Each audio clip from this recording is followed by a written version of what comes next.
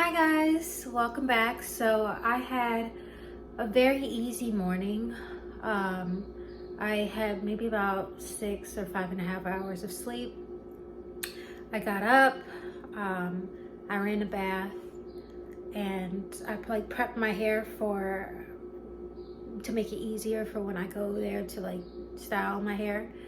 Um, and then I soaked in the bath for about 10 minutes, ate my breakfast, had a little protein shake as well. Um, I like to use Ensure, and just because they work best for me and they have good vitamins and it starts me off my day well.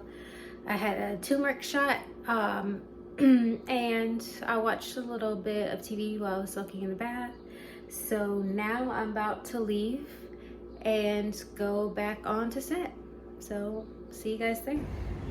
Hi guys, so I'm gonna have to stay pretty quiet because they're about to film one of the scenes that I'm not in.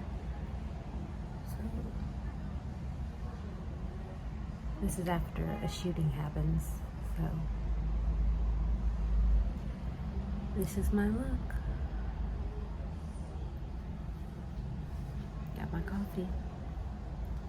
I'm gonna let them shoot so that I'm not bothering them.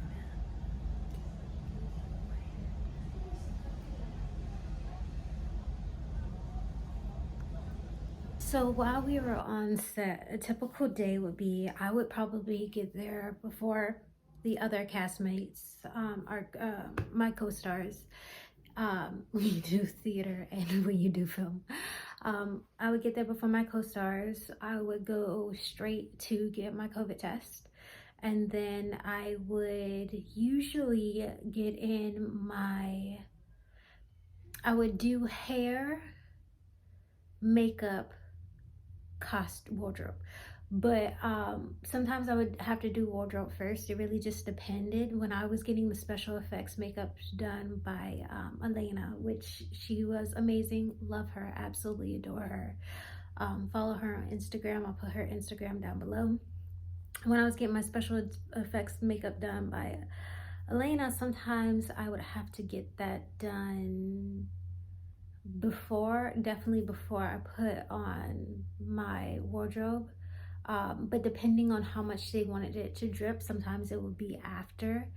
But really, like I said, it depended because some things were filmed in sequence, and while we did have backup outfits for me, we you don't want the blood to kind of like drip down and completely destroy the outfit, especially if it's not supposed to be dripping yet. so so that would sometimes affect how I did it, but basically that's what would happen. Then my co-lead would come in later, and he didn't really need as much special effects or anything like that. So he would just go straight into wardrobe. They would get checked out by hair and makeup. Most of the time I would already be filming, or at least starting to film like some of my longer personal like scenes. And then we jump in and I do some stuff with him, and we'd get those things knocked out, and then we'd have like a lunch.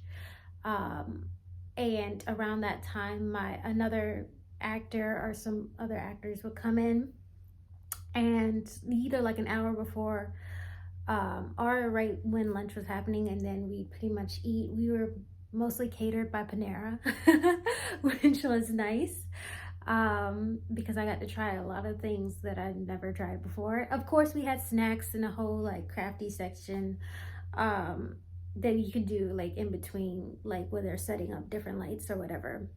But for the most part, I like to bring my own snacks, like my own grapes or something. I like to stay healthy as possible, and oftentimes I could request what I wanted for snacks, and I did get a lot of what I wanted. But sometimes on the day, like, you realize you really just want grapes, and I didn't want to have someone sent out to buy grapes for me, which they would have done. They did it for some other stuff, but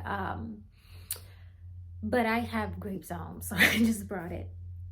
And sometimes I would snack in between. I also like to listen to music. I made a playlist for my character. So right before the scene, I would listen to music, and the director knew that, and he would give me like a 5 minute right before we were doing maybe like an intense scene where I really needed to stay focused. And so he would give me a 5 minute. I could listen to those songs on repeat that matched like that scene to get me in my element, and then we could go ahead and get started. But yeah, that's how a typical day would go. Then we would film some of the other scenes. Sometimes I would be in, and most of the time I was in almost just about everything we filmed. But sometimes I might have had a break. You know, they tried their best to give me all the breaks I can. They'd be like, Cache, and they would come to my little like dressing area, and they'd be like, Cache, we need you, Cache. And they'd be like, I'm so sorry, you had like maybe like 2 minutes to chill. But it was fine.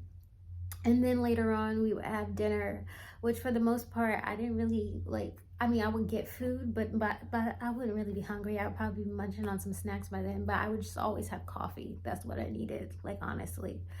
And then I would take some of the catered food that I ordered home, and then that would be like my late dinner. Sometimes I meal prep, so I would make dinner for myself. So sometimes I ate that. Sometimes I ate what I had ordered from Crafties. Maybe I got a salad or something. Like I said, you want to get food that's going to energize your body and prepare you for the next day.